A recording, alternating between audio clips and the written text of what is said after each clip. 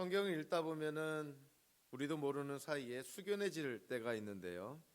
그것은 성경의 그 위대한 믿음의 조상들이 죽음의 침상에서 후손들에게 유언을 할 때라고 생각을 합니다.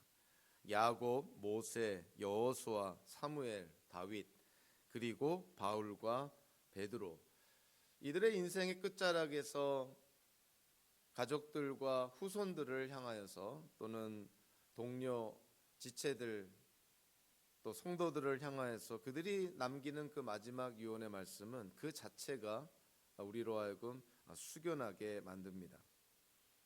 예수님께서 십자가에 매달리셔서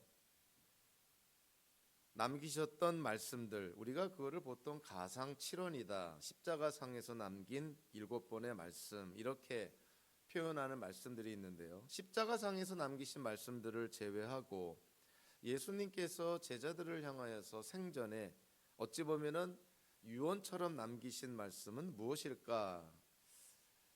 아마도 마지막 만찬을 하면서 제자들에게 남기신 말씀이 예수님의 유언처럼 들립니다. 마가복음서 14장 22절과 25절에서 이제 십자가에서 고난을 당하시기 전에 예수님께서 제자들과 마지막 만찬을 하면서 그들에게 어찌 보면 마지막 유언의 말씀을 합니다. 그들이 먹고 있을 때 예수께서 빵을 들어서 축복하신 다음에 떼어서 그들에게 주시고 말씀하셨다. 받아라, 이것은 내 몸이다. 또 잔을 들어서 감사를 드리신 다음에 그들에게 주시니 그들은 모두 그 잔을 마셨다. 그리고 예수께서 말씀하셨다. 이것은 많은 사람을 위하여 흘리는 나의 피, 곧 언약의 피다. 내가 진정으로 너희에게 말한다. 이제부터 내가 하나님의 나라에서 새 것을 마실 그날까지 나는 포도나무 열매로 빚은 것을 다시는 마시지 않을 것이다. 제자들에게 마지막 만찬에서 마지막 유언과 같은 말씀을 하시고 이제 얼마 안 있다가 십자가의 고난을 당하시게 됩니다. 우리는 예수님의 마욱간 출생과 그리고 십자가의 죽음이 아무래도 제일 기억에 남습니다. 예수님의 출생과 죽음이 우리의 기억에 남는 것처럼 어찌 보면 우리도 세상에 어떻게 태어나느냐와 또 세상을 떠날 때 어떻게 죽느냐가 아마 모든 사람들이 또한 중요하게 생각하지 않을까, 이렇게 상상을 해봅니다. 그래서 저도 가끔씩 그런 생각을 합니다. 기독교인들에게 소위 말하는 호상은 어떤 모습일까? 아마도 이러한 장면이 떠오를 수 있습니다. 마지막 죽음의 침상에서 사랑하는 사람들에게 둘러싸여서 그들 각자에게 한 사람 한 사람에게 마지막 유언의 말씀을 하면서 그들을 축복하면서 또 함께 하나님을 예배하며 찬양하며 그렇게 마지막 눈을 감는 것, 그것이 아마 우리 기독교인들이 어찌 보면 꿈꾸고 상상하는 가장 참 아름다운 그런 마지막의 모습이 아닐까, 이렇게 생각을 합니다. 임종을 앞둔 베드로의 유언과 같은 오늘 말씀은 오늘 본문을 통해서 반복되는 하나의 표현이 있고 단어가 있는데요. 그것은 뭐냐면 기억하라라는 단어입니다. 4개의 구절밖에 안 되는 오늘 본문에서 무려 3번에 걸쳐서 기억하라라는 말씀으로 오늘의 본문이 구성이 되어 있습니다. 한마디로 기억하라는 그런 모티브가 오늘 본문을 한 덩어리로 묶는 아주 가장 중요한 요소라고 우리가 쉽게 파악할 수가 있는 것이죠. 4절밖에 안 되는 오늘 본문에서 3회나 반복되어 강조된 표현들을 가만히 들여다보면요, 12절과 13절, 15절에 걸쳐서 이렇게 말씀합니다. 여러분을 일깨우려 합니다. 또 13절에서는 여러분의 기억을 일깨워서, 15절에서는 기억할 수 있게 하려고. 베드로가 죽기 전에 마지막으로 초대교회 성도들에게 하고 싶은 말이 뭐냐면 새로운 말이 아니라 이전에 한 말, 이미 강조한 것을 기억하게 한다. 그것이 베드로의 유언의 핵심이라는 거예요.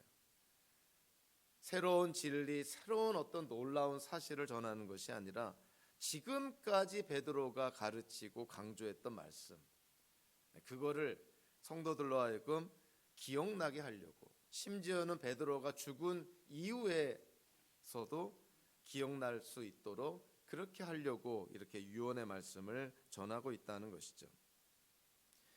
구약에서 기억하라라는 말이 나올 때는 하나님의 그런 결정적인 구원 사건을 그 구원받은 백성들 안에서 그것이 재현이 되고, 그리고 하나님께서 허락하신 구원의 실효성을 어찌 보면은 발동하는 어떤 그러한 계기를 불러일으키는 표현이기도 했습니다.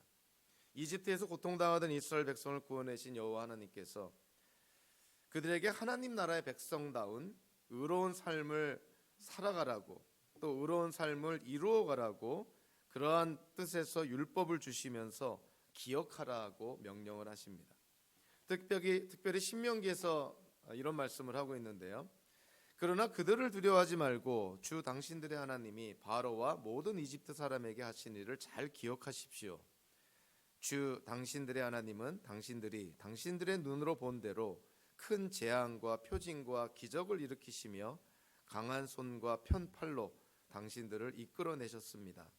주 당신들의 하나님은 지금 당신들이 두려워하는 모든 민족에게도 그와 같이 하실 것입니다. 또 같은 신명기 15장 15절에서도 또 이렇게 말씀합니다. 당신들이 이집트 땅에서 종살이한 것과 주 당신들의 하나님이 당신들을 거기에서 구속하여 주신 것을 생각하십시오. 그러므로 내가 오늘 이러한 것을 당신들에게 명하는 것입니다. 이스라엘 백성들로 하여금 가나안 땅에 들어가서 하나님의 율법대로 하나님의 나라의 백성대로 살기 위해서 그들이 꼭 기억해야 될 역사적인 객관적인 사실이 있다는 것이죠. 그것은 하나님께서 그들을 구원하여 주신, 해방시켜 주신 구원의 하나님이라는 사실을 꼭 기억을 해야 된다.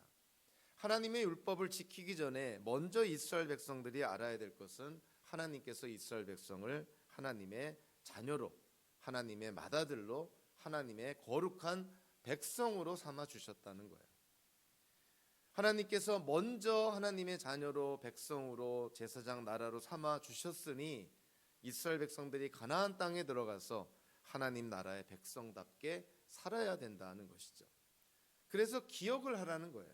하나님이 누구신지, 하나님이 이스라엘 백성에게 무슨 일을 하셨는지를 기억해라. 마치 오늘날 우리 현대 기독교인들에게도 마찬가지의 그런 말씀이라고 생각합니다. 우리가 가장 기억해야 될 것이 뭘까요? 예수님이 과연 누구신가? 그리고 예수님은 이 땅에 오셔서 무슨 일을 하셨는가? 그리고 예수님께서 이 땅에 오셔서 하신 일이 세상이 아니라 나와 도대체 무슨 관계가 있는가? 예수님이 누구신지, 예수님이 무슨 일을 하셨는지를 우리가 먼저 잘 알고 기억하고 깨닫고, 또 그것이 나와 어떠한 관계가 있는지를 분명하게 이해를 할 때 우리는 이 땅을 살아가면서 바른 정체성과 또 바른 삶을 살아갈 수가 있는 것이죠. 오늘 본문 12절에서 기억하라, 이 경우도 마찬가지인 것입니다. 하나님의 그 구원의 행동을 기억해라. 이스라엘 백성을 하나님이 구원하신 것을, 그리고 초대교회 성도들을 예수 그리스도로 말미암아 하나님께서 구원하신 것을 기억하라라는 것이죠.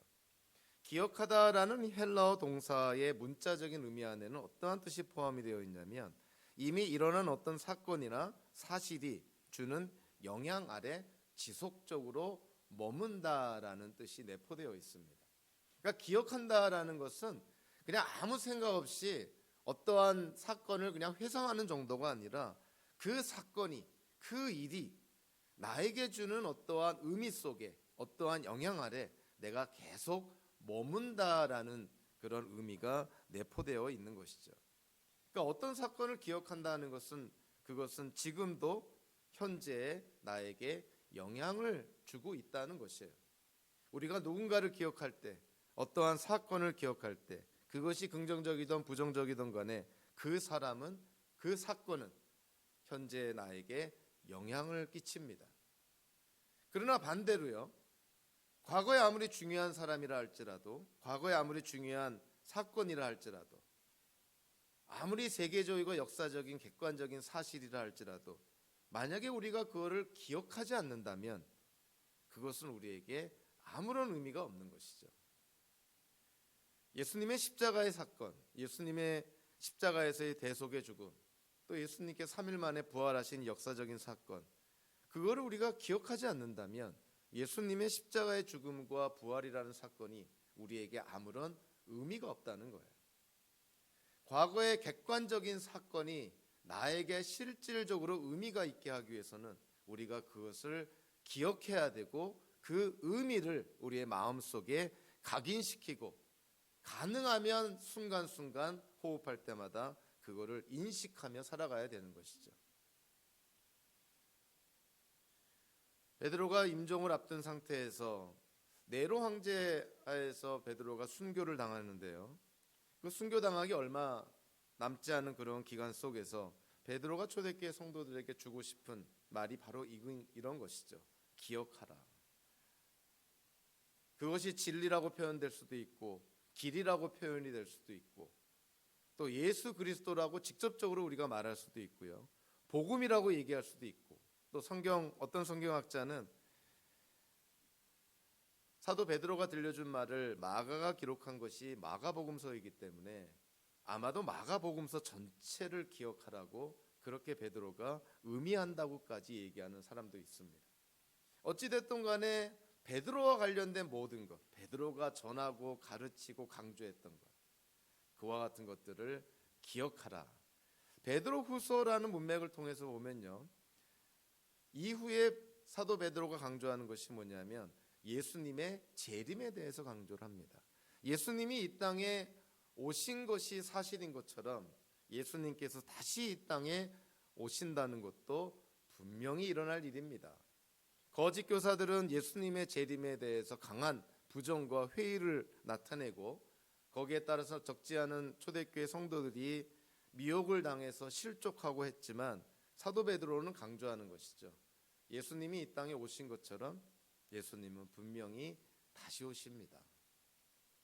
그래서 그와 같은 사실들을, 그와 같은 하나님의 약속들을 반드시 기억하라 하는 것이죠. 사도 베드로는 9절에서 그러나 이런 것들을 갖추지 못한 사람, 이런 것들을 기억하는 사람과 이런 것들을 갖추지 못하는 사람, 어떻게 비교하고 있냐면 이런 것들을 갖추지 못한 사람은 자기의 옛 죄가 깨끗하여졌음을 잊어버린 것입니다. 어떤 사람은 중요한 사실을 잊어버린다는 거예요.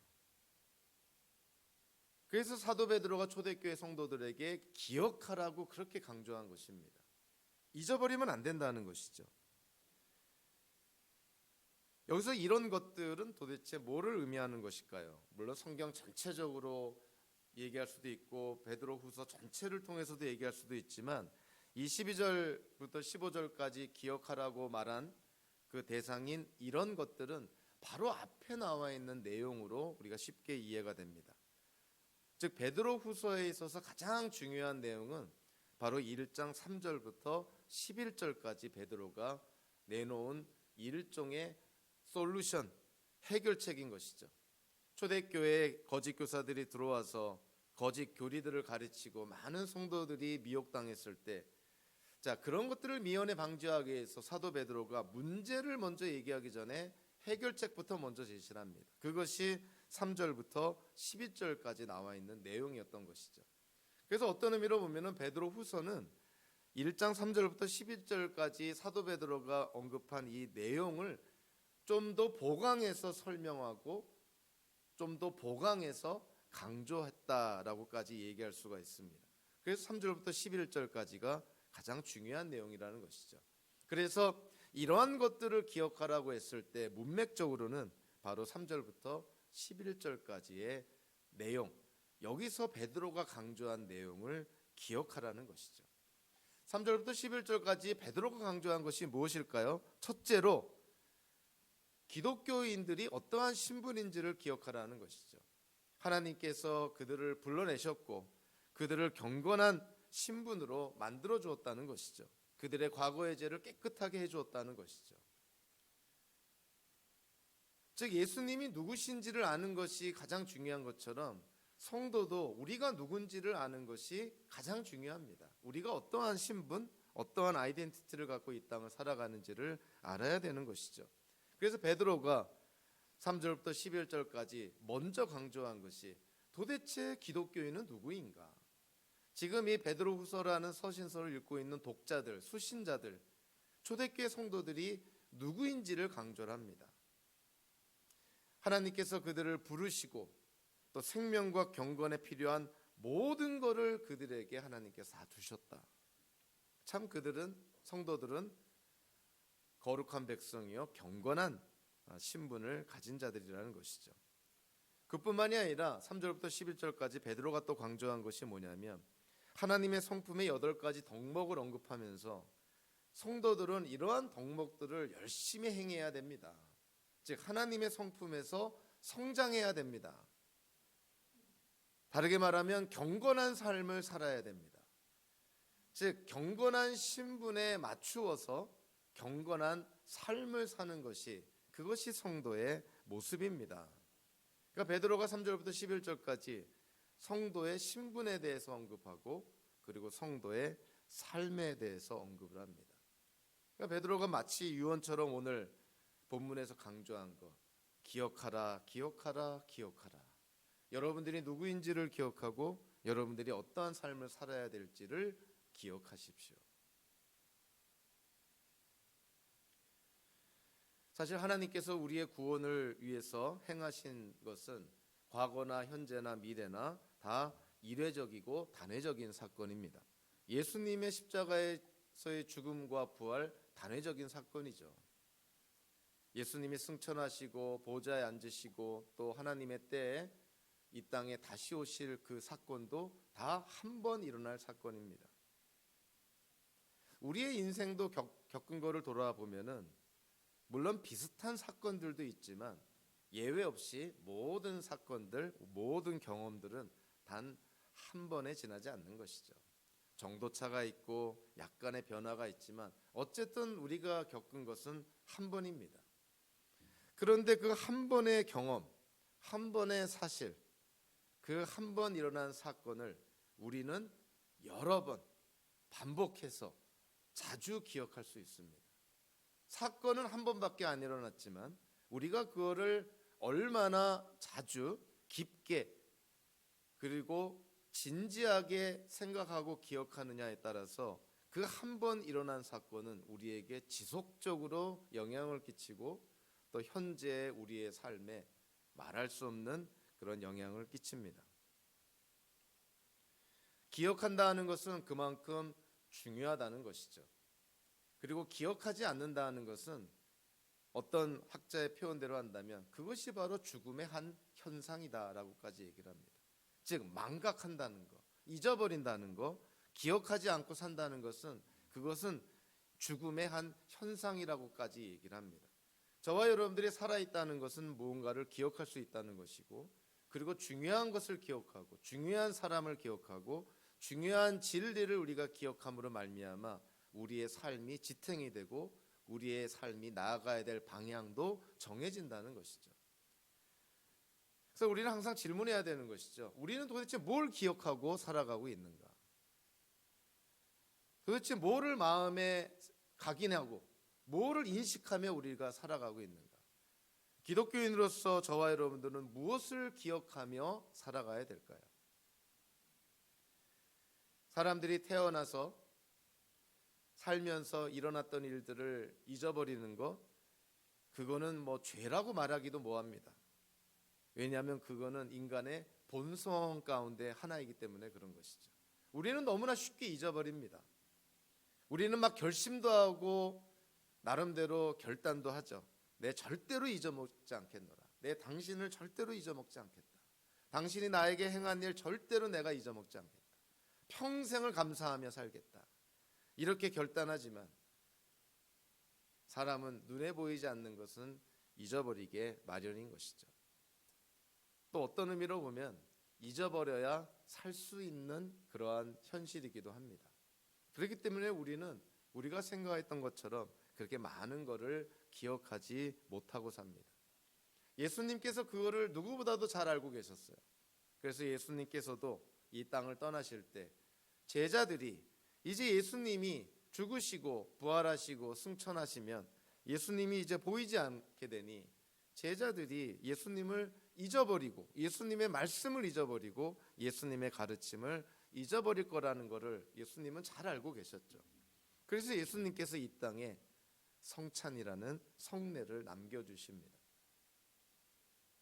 성찬의 의미가 뭡니까? 제자들로 하여금 예수님의 죽음을 기억하게 하는 장치입니다.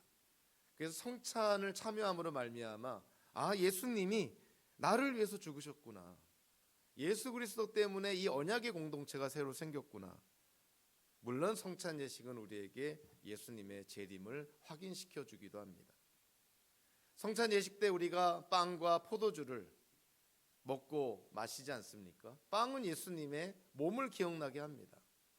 포도주는 예수님의 피를, 특별히 우리의 죄를 사해 주시는 보혈의 피를 생각나게 하죠. 성찬 예식을 통해서 예수님은 제자들에게 예수님을 기억하기를 원하셨던 것이죠. 그래서 우리도 성찬 예식을 드리고요. 그리고 하나님의 말씀을 생각날 때마다 읽으면서 복음을 우리는 기억을 하고, 복음의 중심에 있으시며 복음 그 자체이신 예수님을, 그래서 우리는 하나님의 말씀을 통해서 기억하게 되는 것이죠. 무엇인가가 존재한다는 것, 그러나 그 존재하는 것이 우리에게 의미가 있게 하기 위해서는 우리가 그것을 기억하고 인식해야 되는 것입니다. 아무리 과거에 존재했던 사람도, 아무리 과거에 존재했던 사건도 우리가 인식하지 못하고 기억하지 못한다면 그 사람, 그 사건은 우리에게 아무런 의미가 없는 것이죠. 그래서 어떤 성경학자는 이렇게 비유적으로 얘기를 합니다. 우리 손 안에 빵이 들여 있는 것은 사실이고 그거는 실체라는 거예요. 우리 손에 빵이 들려 있다. 그러나 우리 손에 들려 있는 빵을 먹지 않는다면 그 빵은 나에게 아무런 의미가 없다. 이렇게 얘기를 합니다. 우리에게 중요했던 사람, 우리에게 중요했던 사건, 우리가 생명처럼 여겨야 될 진리도 우리가 인식하지 못하고 기억하지 못한다면 그것은 우리에게 아무런 의미가 없다는 것이죠. 교회 다니는 사람들 가운데서 적지 않은 사람들이 예수님의 십자가의 사건, 부활이라는 것을 객관적인 역사적인 사실로 인정을 합니다. 하나의 역사적인 사실로만 인정을 하죠. 그러나 그것을 기억하고 인식하고 그 의미를 내가 잘 내 마음에 새겨서 삶에 그 예수님의 죽음과 부활이 가져다주는 의미를 살아나아갈 때 그것이 나한테 의미가 있는 것인데, 그냥 그거를 과거의 하나의 사건으로만, 역사적인 하나의 사건으로만 생각한다면 그것이 나에게 아무런 의미가 없게 된다는 것이죠.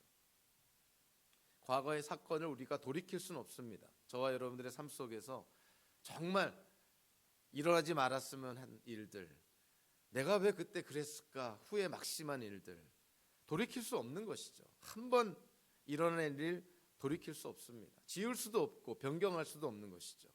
그러나 과거에 일어난 일을 내가 어떠한 시각으로, 어떠한 관점으로 또 어떻게 바라보고 기억하느냐에 따라서 과거에 일어난 사건이 나에게 주는 의미는 달라집니다. 사건 자체는 바꿀 수가 없지만 사건이 현재의 나에게 어떠한 의미가 되는지는 얼마든지 우리가 어떻게 기억하고 이해하고 바라보느냐에 따라서 달라질 수가 있다는 것이죠. 젊었을 때 정말 너무 자유분방하게 살았던 사람도 현재를 잘 살면은 그때가 낭만적으로 보입니다. 그때 참 철없이 그렇게 뛰어다녔지만 지금 생각해보면 그것도 참 삶의 한 부분이었다. 이렇게 아주 긍정적으로 낭만적으로 생각할 수가 있는 것이죠. 그러나 만약 현재예요, 삶이 그 과거의 삶 때문에 정말 어려운 삶을 산다면, 감옥에도 가고 남에게 지을 수 없는 피해를 주고 정말 힘든 현재의 삶을 산다면 과거의 삶이 얼마나 후회가 되고 얼마나 비통한 심정으로 바라보겠습니까? 그래서 기독교인들은 현재를 잘 살아야 되는 것이에요. 저와 여러분의 현재를 잘 살아야 됩니다. 최선을 다해서 하나님 안에서 잘 살아야 됩니다. 우리가 현재를 잘 사는 것은 미래만을 위한 것이 아니라 과거에 일어난 일들조차도 현재의 삶을 통해서 다른 시각으로 다른 의미로 바라볼 수 있기 때문에 그런 것이죠. 그래서 현재는 과거와 미래를 이어줍니다. 현재가 없는 과거는 있을 수도 없고 현재가 없는 미래도 있을 수가 없는 것이죠. 그래서 저와 여러분들이 우리에게 주어진 인생의 그 매일매일의 삶, 매 순간 호흡할 때마다 정말 저희들이 선물처럼 누리면서 최선을 다해야 되는 것이죠. 사도 베드로가 임종을 앞둔 상태에서 이제 그가 죽을 날이 얼마 남지 않은 것을 이제 느끼면서 마지막 유언을 합니다. 기억하라고. 여러분들이 누구인지를 기억하십시오. 그리고 여러분들이 어떻게 살아야 되는지를 기억하십시오. 그리고 예수님께서 이 땅에 오신 것처럼 예수님이 이 땅에 다시 오신다는 사실도 반드시 기억해야 됩니다. 그래야 현재를 바르게 살 수 있고 거짓 교사들의 그런 거짓 교리를 이겨낼 수가 있습니다. 이렇게 강조하는 것이죠. 베드로는 초대교회 성도들에게 마치 유언적인 그런 메시지를 하게 되는데요. 오늘 본문을 통해서 보면 그 사도 베드로가 이제 죽을 날이 얼마 남지 않은 마치 유언적인 메시지를 보낸다는 것이 오늘 본문에서 반복적으로 등장을 합니다. 그 13절, 14절, 15절에 보면요. 먼저 13절에 보면 이 육신의 장막에 사는 동안 14절에서는 내가 육신의 장막을 벗을 때가 멀지 않음을 15절에서는 내가 세상을 떠난 뒤에도 그 죽음을 다 암시하고 있어요. 육신의 장막이라고 번역을 했지만 헬라어 성경은 하나의 단어입니다. 그냥 장막이에요. 장막. 성경에서 장막 그러면 물론 그것이 문자적으로 이스라엘 백성들이 광야에서 이 장막 안에 거하기도 했고 그렇지만 신약 성경에서 장막이라는 표현을 보면 그것은 항상 우리 육체를 의미합니다. 그래서 장막을 벗는다는 것은 육체를 벗는다는 거예요. 마치 옷을 벗듯이 그렇게 우리가 죽음을 맞이하게 된다는 것이죠. 그래서 이 장막이라는 표현이요. 사실은 그 당시의 헬라 문화 속에서 헬라적인 은유의 기법이라고 그렇게 이해가 됩니다.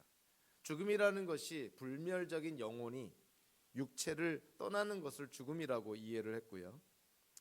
마치 영혼이 옷을 벗어버리는 것 같은 그러한 어떤 이미지를 우리가 연상하게 되는 것이죠. 그래서 영혼이 마치 옷을 벗는 것처럼 육체를 벗는 것, 육체를 떠나는 것, 그것을 죽음이라고 이해를 합니다. 그래서 15절에서요. 내가 세상을 떠난 뒤에도 이렇게 번역을 했지만 이 문구를 문자적으로 번역하면 나의 떠남 뒤에 이렇게 번역이 되는 것이죠. 나의 떠남. 떠남이라고 번역된 단어가 우리에게도 좀 익숙한 엑소도스라는 단어입니다. 떠난다는 것이죠. 영혼이 육신을 떠나는 것. 그것이 바로 죽음이라는 것이죠.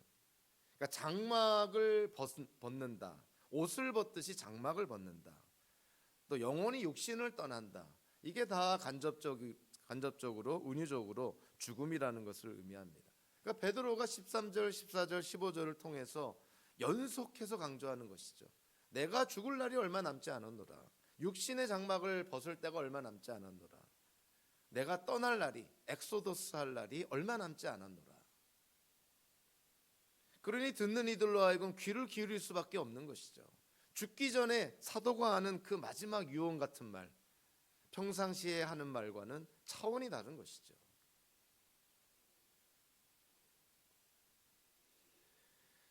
모세가 죽기 전에 모압 광야에 모인 이스라엘 백성들에게 3번에 걸쳐서 가나안 땅에 들어가면 어떻게 살아야 될지를 그 하나님의 율법을 다시 풀어서 설명한 것, 그것을 기록한 것이 신명기입니다.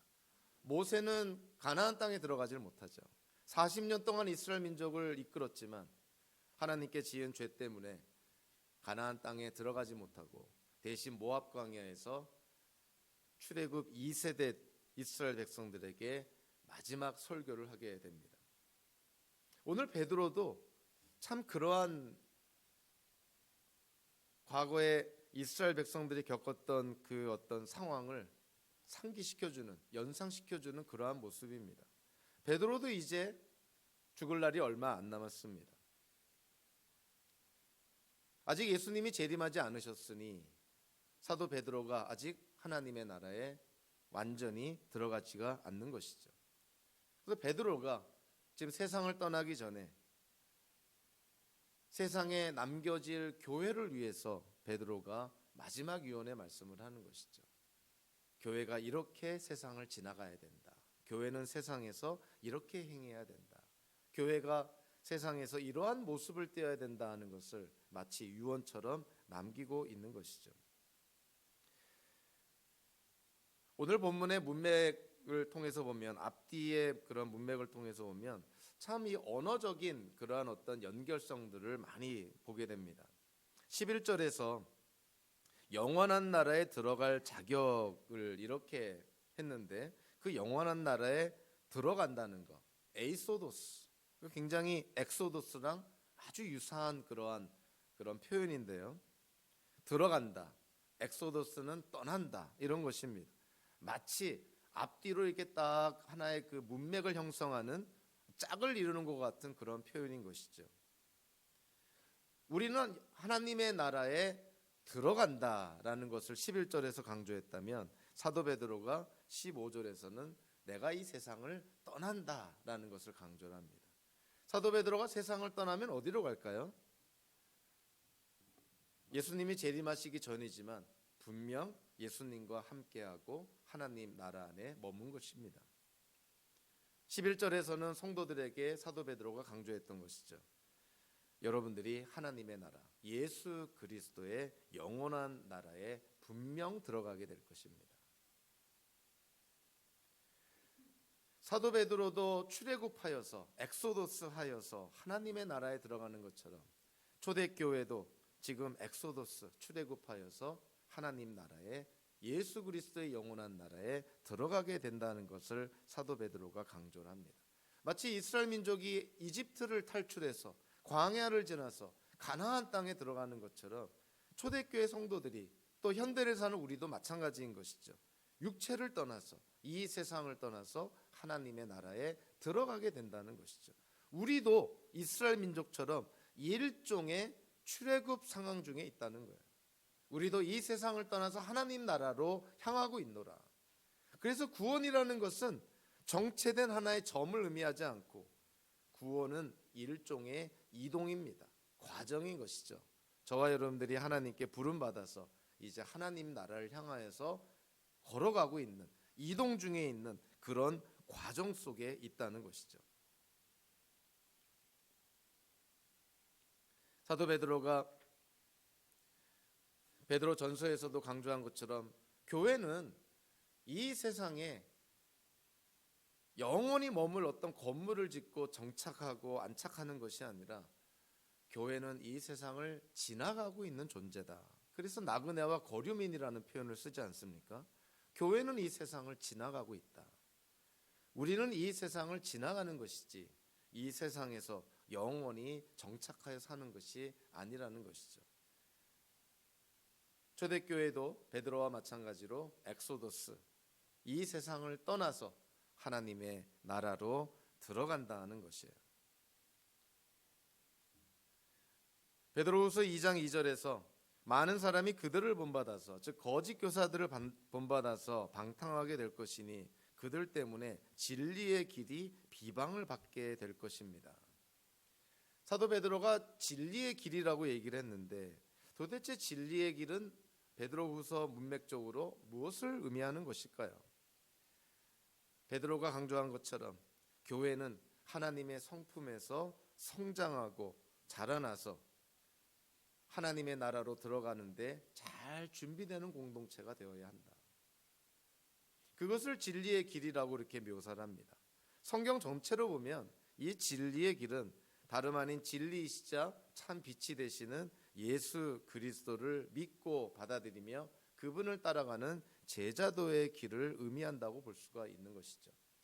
진리의 길은 곧 진리, 즉 예수 그리스도를 가리킨다. 이렇게 우리가 단순하게 이해할 수도 있습니다. 사도 베드로가 초대교회 기독교인들에게 여러분들이 세상을 나와서 하나님 나라로 가려면 이 진리의 길을 걸어가야 됩니다. 베드로후서 문맥을 통해서 보면 교회가 하나님의 성품에서 성장하고 자라나야 됩니다. 교회 건물이 큰 게 문제가 아니라, 교회가 얼마나 규모가 큰지 문제가 아니라, 얼마나 많은 사람이 모이는 것이 문제가 아니라, 성도가 곧 교회인이, 성도들이 하나님의 성품에서 성장하고 자라나는 것이 진리의 길이고, 그 진리의 길을 통해서 교회는 하나님의 나라로 나아갑니다. 사도 베드로가 마치 죽음의 침상에서 모여든 성도들에게 정말 피를 토하는 심정으로 그렇게 얘기하고 있는 것이죠. 여러분들이 누군지를 알아야 되고, 여러분들이 어떠한 삶을 살아야 되는지를 알아야 되고, 여러분들이 나아가는 길은 세상 사람들이 가는 길이 아니라 진리의 길이요 하나님의 나라로 들어가는 길입니다. 그러면서 오늘 본문 15절 맨 마지막에 이렇게 사도 베드로가 언급을 합니다. 언제든지 여러분이 이런 일들을 기억할 수 있게 하려고 힘을 쓰고 있습니다. 자, 유언의 궁극적인 목적이 뭘까요? 그냥 감상적인 표현들만 하는 그런 말잔치에 지나는 것이 유언이 아닐 것입니다. 유언을 듣는 이로 하여금 무엇인가를 목적으로, 그들이 어떠한 삶을 살 것을 목적으로 해서 유언을 하는 것이죠. 즉 유언은 행동을 목적으로 합니다. 듣는 이로 하여금 유언의 말을 통해서 행동하고 실천하고 살아가게 하려고 유언을 하는 것이죠. 사도 베드로도 마찬가지인 것입니다. 기억하라. 기억해서 어쩌자는 것이죠? 그렇게 살아야 된다는 것이죠. 15절에서 사도 베드로가 이렇게 얘기를 합니다. 언제든지 여러분이 이런 일을 기억할 수 있기라고 힘을 쓰고 있습니다. 우리 세번역 성경에서는 현재형으로 힘을 쓰고 있다 이렇게 번역을 했지만 헬라어 성경은 이것이 미래형입니다. 힘을 쓸 것입니다. 그러니까 베드로가 내가 죽을 때까지 여러분들로 하여금 이 중요한 것들을 기억하게 하려고 힘을 쓸 것입니다. 이렇게 지금 결단하고 있는 것이죠. 베드로가 힘을 쓸 것이라고 결단하는 것처럼 베드로의 이런 유언처럼 들리는 이 귀중한 말들을 들은 초대교회 성도들도 힘을 써야 되는 것이죠.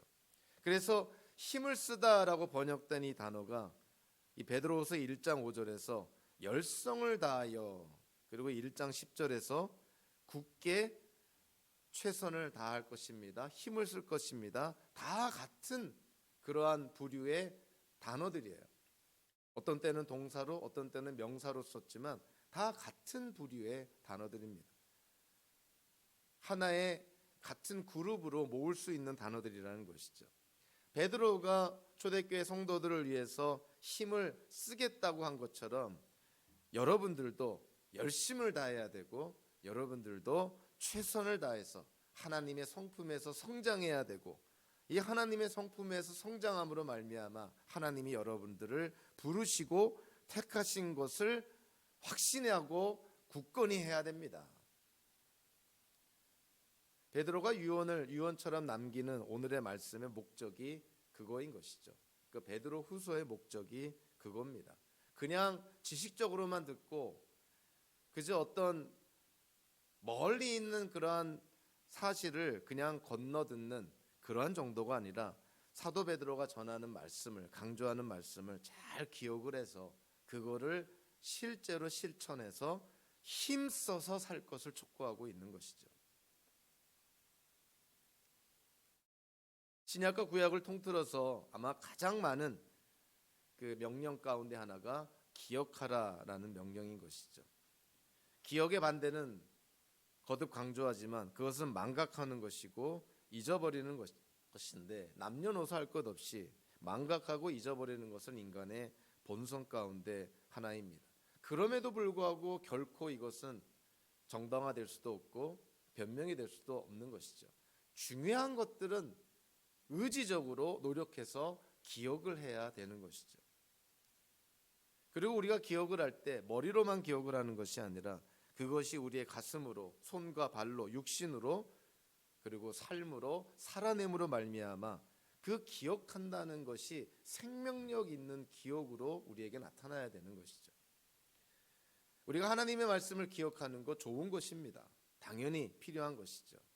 예수님의 죽음과 부활이라는 사건을 기억하는 거 당연히 중요하고 당연히 우리에게 필요한 것입니다.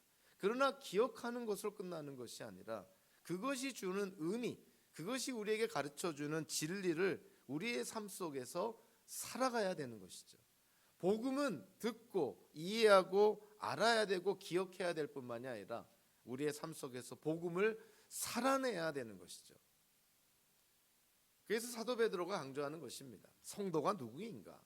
성도는 어떠한 삶을 살아야 되는가? 저와 여러분들이 누구인가? 그리고 저와 여러분들은 어떠한 삶을 살아야 되는가? 항상 우리가 기억하고 돌아봐야 될 필요가 있는 것입니다. 베드로전서와 베드로후서를 통해서 거듭거듭 사도 베드로는 강조를 합니다. 세상은 지나가고 있습니다. 이 세상이 영원히 존재하는 것이 아니라는 것이죠. 세상은 지나가고 있습니다. 베드로후서 3장에서는 사도 베드로가 물론 성경 해석학적으로 우리가 또 신중하게 바라봐야 되지만 이 세상이 다 불타 없어질 것이고 새 하늘과 새 땅이 임할 것입니다. 한마디로 이 세상은 영원하지 않습니다. 이 세상은 지나갑니다. 자, 세상은 지나갑니다. 그런데 세상 안에 있는 교회는 어떤가요? 교회도 세상을 지나가야 됩니다. 세상은 지나가는데, 세상은 영원하지 않는데, 이 세상에서 영원하게 존재하려고, 이 세상에서 뿌리를 내리고 정착하려고 하는 그러한 교회의, 현대 교회의 모습들은 모순이라는 것이죠. 세상이 지나가는 것처럼 교회도 이 세상을 지나가야 됩니다. 다만 이 세상을 지나갈 때 하나님의 성품에서 성장하고 자라나면서 지나가야 되고, 그 진리의 길을 걸어가면서 하나님의 나라로 들어가는 준비를 해야 되는 그러한 과정 속에 이 교회가 지나가야 된다는 것이죠. 베드로는 초대교회 당시에 흩어져 있는 그런 교회들을 향하여서 교회가 어떠한 일에 또 어떠한 목적과 비전으로 힘쓰고 전념해야 될지를 강조를 합니다. 사도 베드로가 초대교회에 강조했던 이러한 내용들은 현대교회, 어떤 의미로 보면 현대교회에 더 필요한 말씀처럼 보여집니다.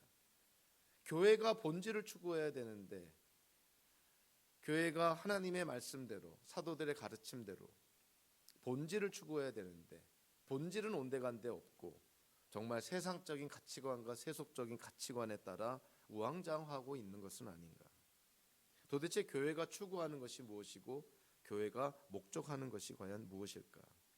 그래서 우리가 섬기는 교회가 바른 본질을 추구하는 것, 즉 하나님의 성품에서 그 8가지 덕목들에서 성장하고 자라나는 것, 그리고 교회가 곧 성도라고 우리가 이해하고 있으니 저와 여러분들이 어떻게 이 땅을 살아가야 되고 저와 여러분들의 삶 속에서 예수 그리스도를 닮는 하나님의 성품에서 어떻게 성장하고 자라나야 될지를 우리가 항상 염두하고 이 땅을 살아가야 된다는 것이죠. 사도 베드로의 말씀을 통해서 우리는 한 가지 질문을 우리에게 할 필요가 있습니다. 우리가 지금 수고하고 노력하고 전념하는 일이 무엇인가? 우리는 도대체 왜 사는가? 무엇을 목적으로 우리는 그렇게 열심히 살아가고 있는가? 교회가 하나님의 성품에서 자라나는 일에 전념해야 되는 것처럼 저와 여러분들도 하나님의 성품에서 자라나도록 전념해야 된다는 것이죠.